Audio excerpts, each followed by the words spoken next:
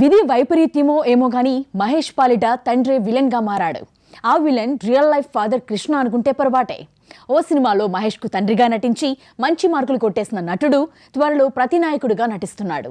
మహేష్ ను ఇబ్బంది పెట్టే ఆ తండ్రి ఎవరో చూసేద్దామా? మహేష్ నటిస్తున్న 25వ సినిమా మహర్షి మే 9న రిలీజ్ అవుతుంటే 26వ సినిమా నటీనటుల ఎంపిక, షూటింగ్ ప్లాన్స్ చకచకా జరిగిపోతున్నాయి.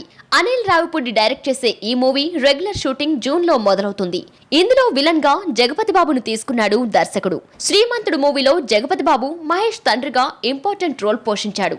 ఈ ఇద్దరి మధ్య వచ్చిన సీన్స్ అనుబంధాన్ని తెలియజేస్తూనే కొత్తగా అనిపించాయి. శ్రీమంతుడిలో మహేష్ ను ఎంతో ప్రేమగా చూసుకున్న జగపతి బాబు అనిల్ రావిపూడి మూవీలో ద్వేషిస్తాడు. ఎందుకంటే తండ్రి కాస్త విలన్ గా మారిపోతున్నాడు.